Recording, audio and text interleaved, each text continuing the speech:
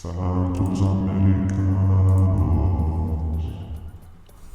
Olá, seja bem-vindo ao Santos Americanos. Eu sou César do perfil Decas Web e junto com o Marcão do Castelo vamos falar de dois assuntos que estão incomodando o torcedor da América. O primeiro é o número alto de gols perdidos pelo Coelhão.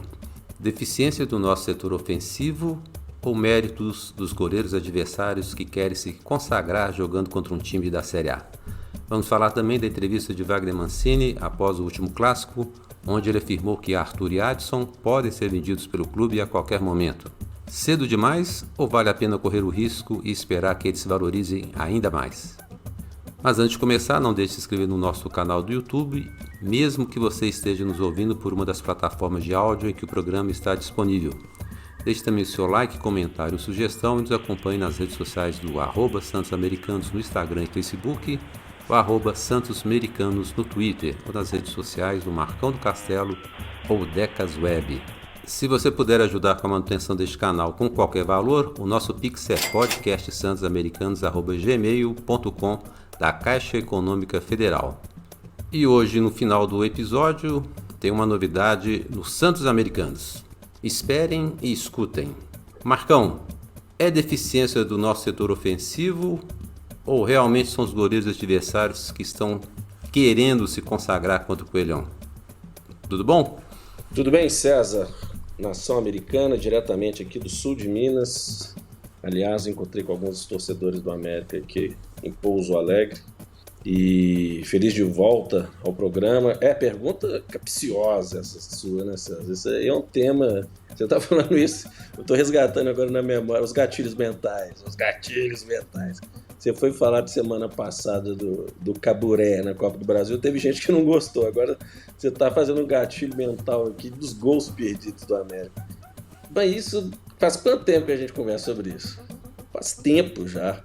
Pode mudar ataque, pode mudar jogador, pode continuar jogador quando a gente acha que vai melhorar a performance dele, porque tá treinando, ou que não estava treinando, ou que estava em pré-temporada. É impressionante isso. A média de gols não tem sido alta, tirando aquele jogo contra o Pouso Alegre que foi o primeiro, mas o que ficou nesses últimos dois jogos, tanto na Copa do Brasil contra o time de Vespasiano, foi a questão de que o time criou contra o time de Vespasiano, criou muito no primeiro tempo.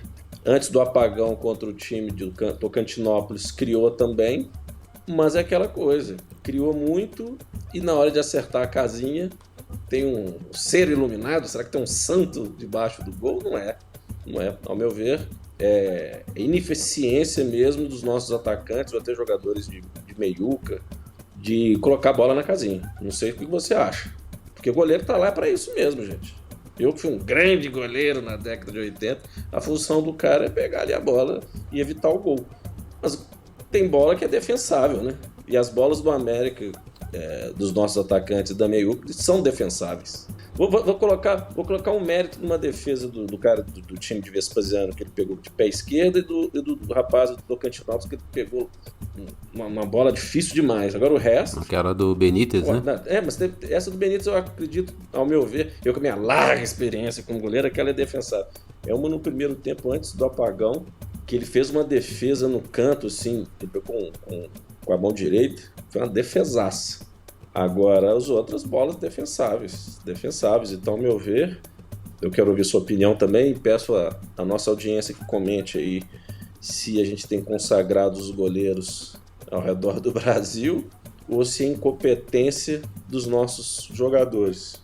Ao meu ver, é incompetência dos jogadores. Tem gente que vai me xingar, todo programa eu falo isso, porque tem uma turma que gosta de xingar mesmo. Mas eu lembro uma vez quando o Henrique Almeida estava treinando, colocava uns vídeos na TV Coelho para acertar a trave. Gente, vamos colocar vídeo acertando o gol? Se você ficar treinando para acertar a trave, você vai acertar a trave. Tenta colocar onde o goleiro não chega. Então, se pode ser um comentário estúpido, mas se for para treinar, coloca a bola. Vou treinar para fazer o gol, né? Não é acertar a trave. Não sei sua opinião, Zé. Eu achei interessante que no sábado, depois do jogo contra o time de Vespasiano, o Mancini foi questionado com relação a isso, né? Que o time tinha criado várias chances de gol e só tinha feito um, e só para efeito de de comparação aqui, né? No Scout de um aplicativo aí, que é o 365, o América deu 11 chutes a gol contra o time de Vespasiano. E aí perguntaram para ele como é que o América estava perdendo tanto gol, né? Como é que o goleiro adversário tinha se consagrado, né? Que é o termo que a gente está usando aqui no programa. E ele falou assim, não, mas o importante é que estão sendo criadas chances de gol, né? Agora é só questão de treinamento, nós só estamos chegando no ponto e tudo mais e tal. A questão agora é ter um jogador que saiba fazer o gol, né? Tipo assim. Aí quando chegou agora contra o Tocantinópolis, depois do jogo, ele já mudou o discurso. Contra o Tocantinópolis foram 14 chutes a gol. E aí eu acho que até ele já está irritado com isso, ele já começou a falar que tem bola que realmente é defensável. E eu acho que todo mundo que está nos ouvindo aí, em algum momento da vida jogou bola, e deve ter enfrentado ou deve ter tido no seu time um goleiro daqueles que gostam de fazer defesas maravilhosas, né? A bola pode ser a mais simples possível, mas ele quer fazer uma coisa bem plástica, para parecer assim, que foi muito difícil. E eu acho que muitas dessas defesas que esses goleiros estão fazendo é mais ou menos isso. Poderia ter feito uma coisa mais simples. E no futebol brasileiro, a gente teve vários goleiros assim, que às vezes eles tornavam as bolas relativamente difíceis, eles faziam que parecesse fácil. E o Rogério Ceni mesmo, só para citar um, para não citar outros, era um goleiro que pegava muita bola difícil, mas ele não era um goleiro espetacular. É tanto que ele ficou mais marcado pelos gols que ele fez do que pelas bolas que ele tirou. Era um bom goleiro, acho que ninguém tem dúvida disso. Boa parte da carreira dele ele foi um bom goleiro, mas era um goleiro que jogava simples, ele não jogava para aparecer. E alguns goleiros aí gostam de jogar para a torcida, porque é a hora da consagração deles. O goleiro que passa sem fazer uma defesa espetacular, ele não é nem lembrado no jogo, não é nem citado, ele não ganha prêmio de melhor jogador. E especialmente time de interior, aí que o cara quer aparecer mesmo, né? Como o narrador predileto da torcida americana na TV brasileira, o Jaime Júnior, falou o nome do goleiro 800 mil vezes, ele, com 5 minutos de jogo ele já estava elogiando, ele estava elegendo como o melhor jogador em campo. É a chance que aquele goleiro tem para se destacar, está em rede nacional, está aparecendo para o Brasil todo, então ele vai, é a hora dele cavar uma oportunidade em um outro time melhor do que ele está. Não estou dizendo com isso que ele não tenha feito defesas difíceis, né? Nem ele, nem o goleiro do rival de Vespasiano. Mas eu acho que realmente algumas bolas aí, os nossos atacantes, eles estão cabeceando a gol ou chutando a gol no ponto possível de ser defendido. É igual cobrança de pênalti. Às vezes o cara cobra um pênalti, toma uma cavadinha, joga lento, chuta devagar. Quando é gol, é uma maravilha. Que frieza do atacante, né? Que frieza do cobrador. Mas quando tá errado, o goleiro pega, quem consagra é o goleiro. Eu acho que os atacantes do América, a gente fala atacantes, mas qualquer um que chute a gol, né? Eu acho que eles estão cometendo esse erro. Eles estão colocando a bola em uma altura, num ponto, e o Mancini falou isso. Velocidade. Né? De uma forma defensável. Então facilita demais o trabalho do goleiro. Bola meia altura, bola mais colocada no sentido de não ter velocidade, não ter força.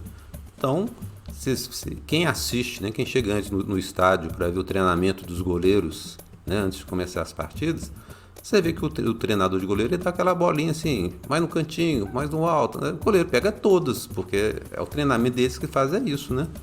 Agora, chuta com força e tal. O cara não pega. Você estava falando, eu esqueci o termo que a gente usava no passado recente dos goleiros que faziam muita firula, não sei se era mascarado, eu não lembro o que era, qual era o adjetivo que a gente denominava o goleiro que fazia muita firula. Eu lembrei de dois aqui que quem é da década de 80 e acompanhava o Campeonato Brasileiro, o Campeonato Carioca, tinha dois jogadores que jogaram até na seleção brasileira, o Acácio, que jogou no Vasco, ele era firulento pra caramba, e tinha o Paulo Sérgio, do Botafogo também, que foi pra Copa do Mundo. Nossa, a bola ia no cantinho, ele dava uma cambalhota, rolava e tal, enfim.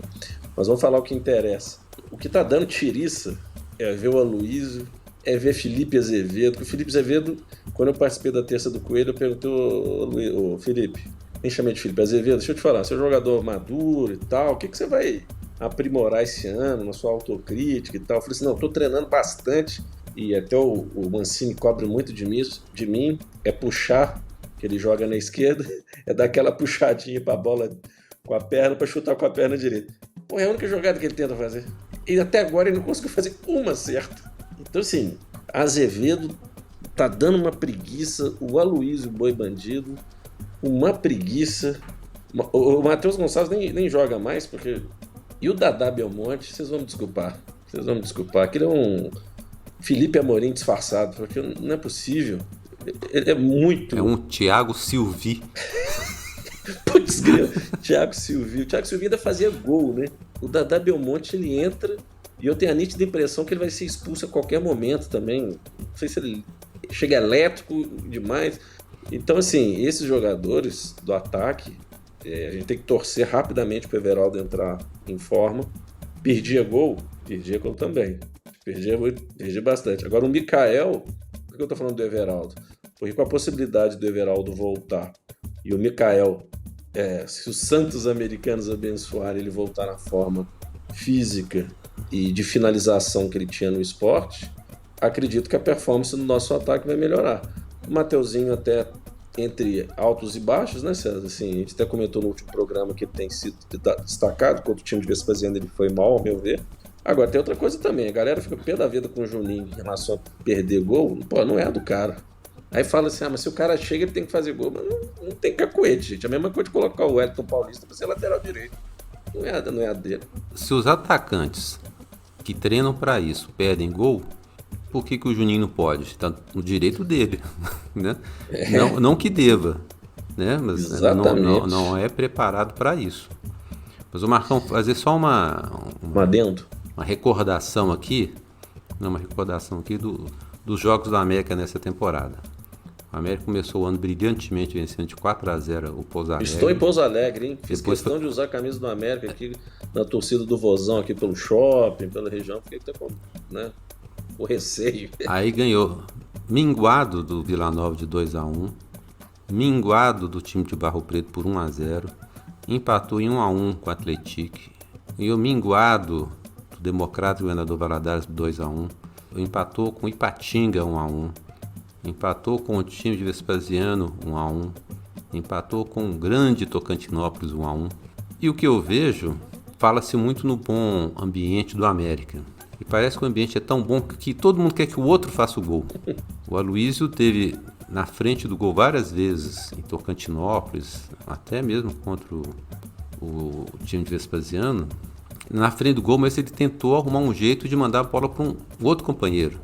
Dadá Belmonte também a mesma coisa, né? No jogo do Clássico ele fez isso, ele poderia ter feito uma jogada, ele resolveu dar um drible assim, no finalzinho do jogo. Ele fez o mais difícil, tomar a bola do jeito que tomou e errou. Isso, aí ele driblou o cara, esperou o cara de novo para driblar ele de novo. E o Henrique Almeida, se não me engano, estava assim, dentro da pequena área, ele demorou para tocar a bola para ele. Quanto ao Cantinópolis, a mesma coisa, se não me engano, era o Henrique Almeida de novo, não estou lembrado se era o Henrique Almeida, a mesma coisa. E às vezes falta sede do cara para chutar gol. Quanto ao Cantinópolis, o Aloysio teve pelo menos 2 oportunidades que ele ficou assim, qual pé que eu chuto? Esquerdo ou direito? Não, vou ajeitar. Pô, mas os caras estão esquecendo que tem adversário do outro lado, pô, né? Repetindo a piada da semana passada, né? Não tem time bobo, não tem cara bobo, mas time bobo não tem mais. Então eles acham que o goleiro vai ficar esperando infinitamente para fechar o ângulo, que o adversário não vai vir abafar, né? E nós hoje, nós estamos falando de um time que é um time caro. Esse time do América não é um time daquele que a gente passou raiva há muitos anos atrás em Série B, né? Tem jogadores hoje que são rodados, experientes. E o que dá tristeza, embora a gente sempre tenha esperança, é saber que o Everaldo também vai perder muito gol. O Mikael também, que está chegando, foi um grande artilheiro no esporte, mas depois não conseguiu se firmar nos 2 times pelos quais ele passou. Então, assim, não é uma sina que parece que vai ter fim, não. Acho que nós vamos ficar nisso, talvez, não vou falar até o final do ano, porque o final do ano está muito longe, né? Mas é uma deficiência grave do time que vem se repetindo desde o ano passado, e qualquer torcedor do América que você pergunta, ele vai reclamar justamente disso. a quantidade de gols que o América perde, e às vezes é preferível, ao contrário do Mancini, do que o Mancini falou, ao invés de criar muitas oportunidades, é aproveitar as poucas que tiver. Então deu 14 chutes contra o Tocantinópolis, fez um gol de pênalti.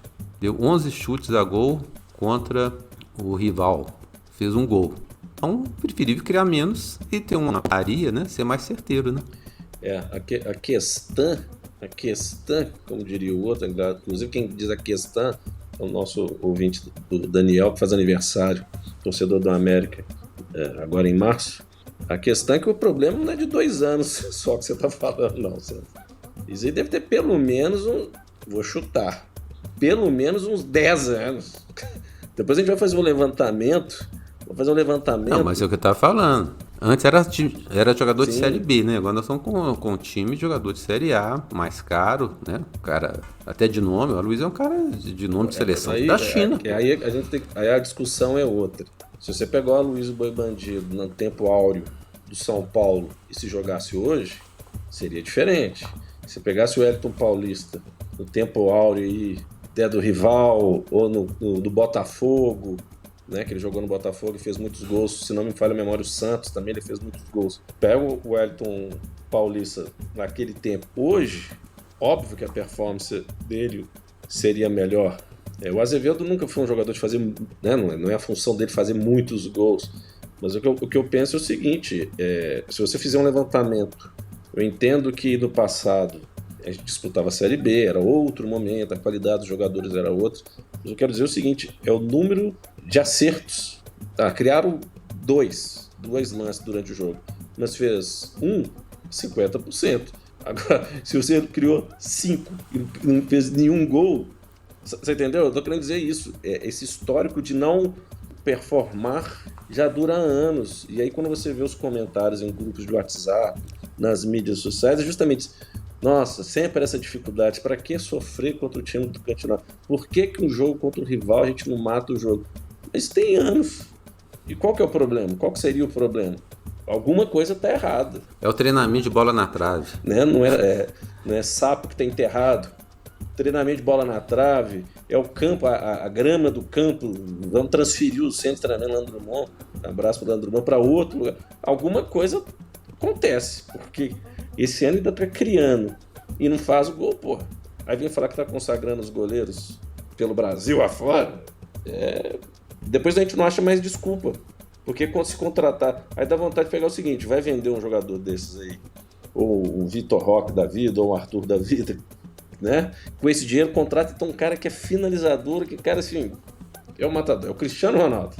É capaz do cara fazer gol. Até o Cristiano Ronaldo na última passagem dele pelo Manchester United foi um fracasso, né? Mas é uma coisa interessante, Marcão, porque esse ano o Vasco, né, contratou o Pedro Raul, que foi o grande artilheiro do ano passado no Goiás, que era um time que jogava só no contra-ataque, que tinha o Dadá Belmonte como principal assistente, né? E nenhum nem o outro estão jogando nada esse ano. Uhum. Então, futebol é meio louco isso, porque o que fez sucesso em um ano, numa temporada, no seguinte já não faz mais. E isso depois nós vamos correr a respeito quando a gente falar do caso do Arthur e do Adson. Então, eu acho que nesse ponto, a diretoria do América está tentando tudo, né, dentro do que é possível, do que tem recurso. Trouxe o Wellington Paulista, que muita gente gostava do Wellington Paulista, é um artilheiro consagrado, como você disse. Trouxe o Aloysio, fora de forma, é verdade, mas é um cara também consagrado. O Henrique Almeida, embora tenha vindo com 2 anos praticamente sem jogar bola, era um cara que foi muito falado na época de seleção de base, seleção brasileira de base. Trouxe agora o Mikael, que era um jogador que foi muito disputado e o esporte na época não quis vender, acabou vendendo para o futebol do exterior. Então, assim, tá tentando, né? Então, agora... Mastriani, que para mim é foguete molhado, mas... né, livrou do Rodolfo, né? E um jogador que destacou muito em 2020, 2021, que foi o Ademir, também durante muito tempo ele perdeu gol demais. Foi o salvador do América aí, na permanência e tal, mas o Ademir também pedia muito gol. Então, realmente é um defeito, é uma sina, é uma coisa que nos acompanha já há muito tempo E eu não sei se é porque eu só assisto o jogo do América, não assisto o jogo dos outros times, se isso é um problema só do América. Mas se a gente vê o Cano fazendo gol toda semana, o Pedro fazendo gol toda semana, eu não sei se... Eu sei que nós não temos nem Pedro nem Cano, né? No América, mas Ele só toma Cano. Mas é impressionante como é que no América o artilheiro do ano passado do América fez 7 gols a temporada toda. O América deve ter feito assim uns 70 jogos. Não só ia fazer um adendo à questão do Pedro Raul, porque eu estava curioso sobre a performance dele e no jogo na pré-transmissão ali do jogo contra o Tocantinópolis, os comentaristas estavam debatendo sobre a performance do Pedro Raul, falando que a torcida do Vasco realmente estava em cima dele, criticando bastante, questionando a contratação, só que ele tinha feito 6 gols, se não me falha a memória também, tipo, já tinha feito 6 gols em 8 jogos, 9 jogos, então assim, deve ser aquele cara, pelo menos no Goiás ele finalizava, tinha menos oportunidade de gol, o time do Goiás era mais limitado tecnicamente, mas os que apareciam ele fazia o gol, e no Vasco deve aparecer mais, é o que eu tô falando, tô chutando, tá galera?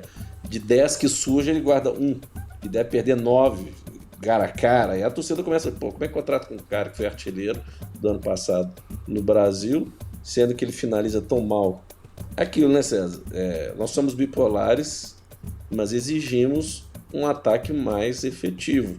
Todos os comentários que a gente tem feito desde o início dos episódios desse ano é pensando também no Campeonato Brasileiro desse ano. A minha preocupação é muito maior no Campeonato Brasileiro do que no Campeonato Mineiro. Até acredito que quando o Campeonato Brasileiro, torço para que isso aconteça, venham mais jogadores, mas pelo discurso do nosso presidente da SAF, isso não deve acontecer num volume tão alto, vamos dizer assim, né, César? Ainda mais em atacantes, né? Eu acho que esse ano a cota já tá alta, a não ser que comece a se desfazer de alguém aí. Mas, Marcão, vamos para o segundo assunto, que é a possibilidade de saída do Arthur e do Adson. Segundo eu contei no início do episódio, o Wagner Mancini deu uma entrevista, a última pergunta que fizeram ao Wagner Mancini, após o jogo de sábado do Clássico no Mineirão, e o Wagner Mancini, até para mim não foi muita novidade, ele disse que o Arthur e Adson pode ser vendido a qualquer momento. Isso aí é uma notícia quase que requentada, mas eu vi um grande destaque na imprensa, deram talvez até mais destaque a essa resposta do que a própria atuação do América, porque o Arthur, desde que voltou da seleção brasileira, se comenta, né, que tem uma proposta da Alemanha, e o Adson também, o Fred Cascarto, em algum momento, uma entrevista que deu, se não me engano, para Itatiaia, falou que todo dia ele recebe uma sondagem pelo Adson.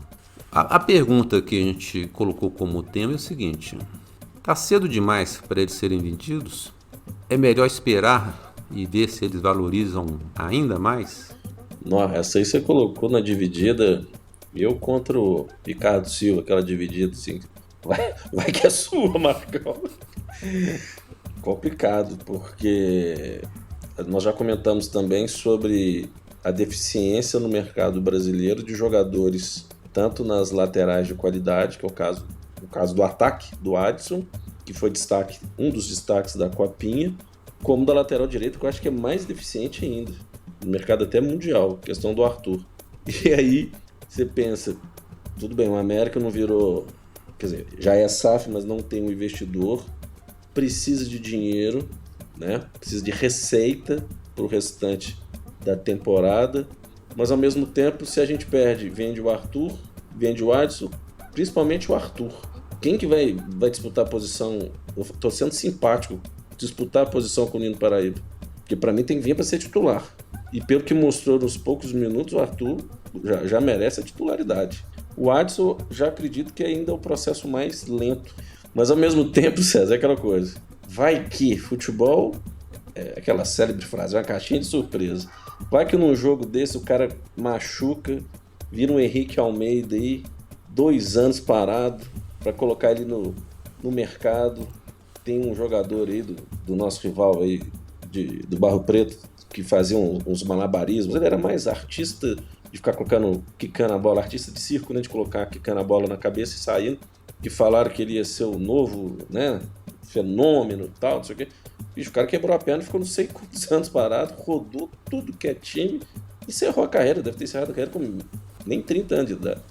Então, assim, é aquilo, futebol é muito dinâmico, tem o risco, é um jogo de contato, um esporte de contato, pensando no Adson mais ainda, né, que é um atacante rápido, adoidado, e o Arthur, para ser bem sincero, o América vai vender o Arthur na próxima janela. O Adson eu não acredito que ele saia. Tem um marketing, né? O América tem essa qualidade também de fazer um marketing e tá certo. Valorizar o que é nosso, os jogadores, a nossa SAF está sendo procurada constantemente por vários investidores, né? A nossa base constantemente tem alguém vindo aqui oferecendo algum tipo de proposta, tá certo, tem que fazer o marketing. Mas, sendo bem sincero, não sei te responder, César. Enrolei, mas eu não sei te responder. Então eu vou te ajudar a responder, ou piorar a sua indecisão. A gente acabou de falar do Pedro Raul, né? A gente pode citar um monte de jogadores aí que despontam em uma equipe, mudam para outra, já não faz sucesso. Às vezes no mesmo ano, a gente já citou aqui em outras oportunidades a situação do Rodolfo, que o Rodolfo fez um campeonato espetacular, lógico, não tinha a mesma qualidade técnica desses dois que a gente está citando, nem do Arthur nem do Adson, mas a gente achava que tinha achado o cara para resolver os nossos problemas ofensivos, né? E de um ano para o outro, coincidentemente depois que assinou um contrato definitivo, o Rodolfo nunca mais foi aquele jogador que a gente, não sei se o termo é exagerado, se encantou com ele. A gente pode citar o caso do Ademir. Quando o Ademir saiu do América, primeiro todo mundo achou que o América ia cair em termos de qualidade técnica, em termos de tudo, não em termos de cair no campeonato, né? Mas o América estava vendendo a sua principal arma, vamos dizer assim. E o Ademir, a gente sabe muito bem que depois que ele trocou de lado, ele não é metade do Ademir que ele jogava na América. Citamos agora o caso do Pedro Raul e vamos fazer uma lista grande, o Mikael, como a gente falou no esporte também e tal. Então o jogador é momento. Tem horas que você fala assim, não, vou esperar um pouco mais para ver se ele valoriza, se ele destaca mais, mas esse talvez um pouquinho a mais é o suficiente para não só uma lesão igual você comentou, mas para ele também não confirmar aquilo que todo mundo estava imaginando.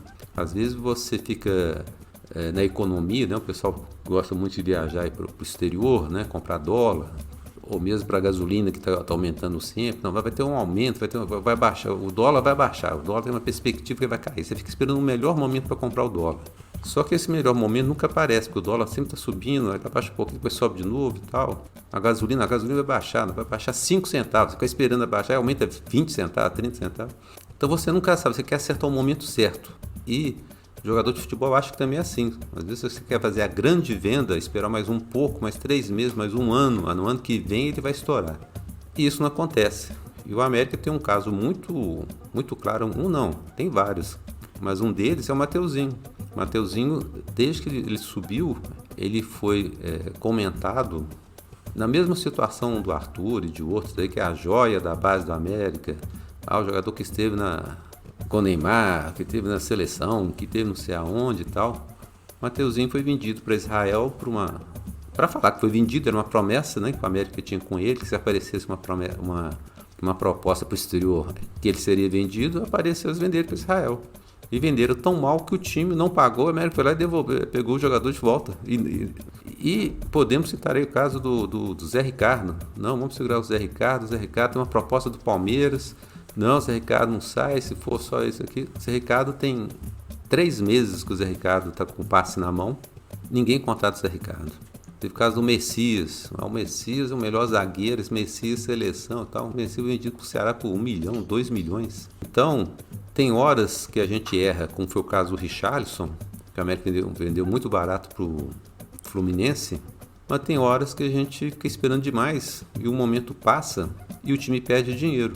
Então, se aparecer uma boa proposta por um ou por outro, eu acho que a América tem que fazer negócio. Agora, o Adson realmente é um jogador de 16 para 17 anos, ele está muito novo para ser negociado.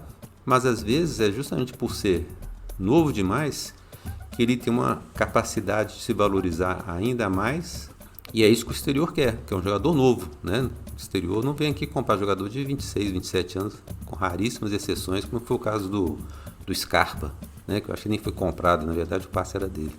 Se existe um ideal, o ideal é que Arthur fosse vendido esse ano e o Adson ano que vem. Porque aí durante 2 anos a América faria a caixa, independentemente do dinheiro do Vitor Roque ou de outra negociação que ele possa fazer no futuro. É complicado, César, porque a sua narrativa aí quase me convenceu e estou resgatando aqui uma entrevista que o Salum deu que nessas possíveis vendas o América não vai ter que colocar os jogadores para um time que esteja na vitrine da Série A para depois receber uma grana, que acontecia com frequência, né? Os modelos de venda dos jogadores do América, que passava aí pelo Fluminense com parte do passe para depois ser repassado para o outro clube, né? E pelo que vai acontecer, principalmente com o Arthur, essa venda não vai ter nenhum tipo de, não vou falar que atravessador, mas um clube que tenha projetado o Arthur para o mercado internacional. Quem projetou o Arthur para o mercado foi a seleção brasileira.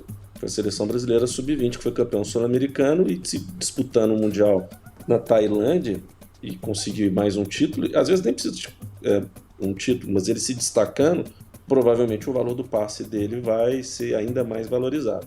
Mas é aquilo, é inevitável. O que vai acontecer. O Arthur, no caso, na próxima janela deve ser vendido. Agora o Adson, aí é uma intuição, não acredito que ele vai ser vendido agora. E é interessante, César, porque num programa uma vez, um episódio do Santos Americanos, você estava falando, vou ter que resgatar o assunto da SAF, que você falou assim, até que ponto o América virando SAF, quer dizer, virando SAF com investidor, antes que alguém fale assim, a América já é SAF, tá bom, já somos SAF. Mas o investidor chegar e falar assim, ô Mancini, você vai ter que escalar o Adson, o Luan Campos, essa moçada aí para valorizar, para ser vendido para fora. Não sei se você lembra desse comentário que você fez. Sim. E a gente está vendo o Arthur, tudo bem, voltou da seleção, sendo escalado com maior frequência, e o Adson entrando com maior frequência até mais do que o Luan Campos, que a gente comentou que ele tem um porte físico até mais ajustado, para não dizer outro termo, para disputar um campeonato profissional. Será que, no caso do Adson, não está sendo escalado também já pensando numa possível venda para ele se projetar mais? Interrogação. Marcão, antes da gente falar sobre E a surpresa, antes da gente falar da surpresa, né, nós queremos agradecer a todos que se inscreveram no nosso canal essa semana, curtiram e compartilharam o nosso podcast, mandar um abraço especial aos tantos ouvintes que interagiram conosco pelas redes sociais. Queremos agradecer também a quem contribui com qualquer valor para a manutenção deste canal, através de depósito via Pix para podcast santosamericanos@gmail.com da Caixa Econômica Federal. E conforme anunciado no início do episódio, hoje trazemos uma novidade para a torcida americana. É a Discodeca dos Santos Americanos. A partir de hoje, todos os nossos episódios vão terminar com uma música que tem o América como tema, seja lá de qual época for. Pode ser nova ou antiga, e se você ouvinte tiver alguma sugestão ou mesmo uma música própria, gravada em boa qualidade, nos encaminhe pelo nosso e-mail. E como não podia deixar de ser, a primeira faixa da nossa discodeca é o hino americano. Embora no site oficial da América cite só o nome de Vicente Mota como seu compositor, a versão lançada em vinil compacto pela gravadora Bemol de Belo Horizonte em 1968 tem na contracapa do disco que o hino foi composto em parceria com Nilton de Castro Ribeiro. Vicente Mota era de Montes Claros, faleceu em 2001, foi conselheiro do nosso Ribaldi Vespasiano e é também o compositor do hino deles. Segundo a filha do compositor Vânia Mota, o hino do América foi escrito a pedido de um dos diretores do clube e a inspiração para a letra foi a história e conquistas do clube. Bom, por hoje é só. Um abraço a todos, fique com o hino. Marcão, até a próxima semana. Um abraço, Nação Americana, um abraço, César. Mandar um abraço também ao Roberto Lopes e alguns torcedores do América que foram lá em Tocantins assistir o jogo pela Copa do Brasil, passando energia positiva para o time do América. E parabéns pela energia que foi passada, porque energia dentro do campo acabou com o apagão, durante o apagão, e quase que nós perdemos o jogo. Ah, meu Deus. Um abraço, pessoal.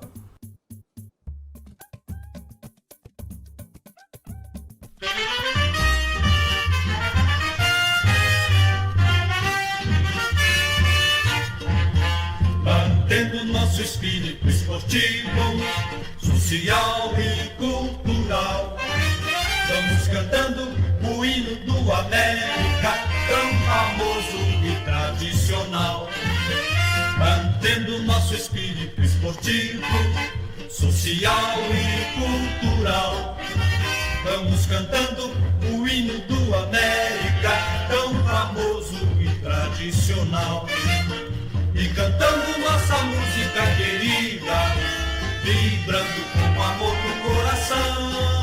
Enaltecemos assim a nossa equipe, o nosso América decacampeão. As tuas cores são alviverdes, tua torcida feminina é demais. A tua classe aristocrata é quem fulmina os teus rivais. América, és o maior, teu futebol é sensacional.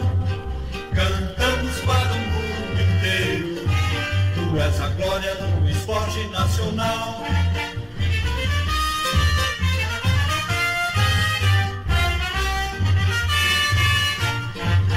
Mantendo nosso espírito esportivo, social e cultural, vamos cantando o hino do América, tão famoso e tradicional. Mantendo nosso espírito esportivo, social e cultural, vamos cantando o hino do América, tão famoso e tradicional, e cantando nossa música querida, vibrando com amor no coração. Enaltecemos assim a nossa equipe, o nosso América decacampeão. As tuas cores são alviverdes, tua torcida feminina é demais. A tua classe aristocrata é quem culmina os teus rivais. América, és o maior, teu futebol é sensacional. Cantamos para o mundo inteiro, tu és a glória do esporte nacional.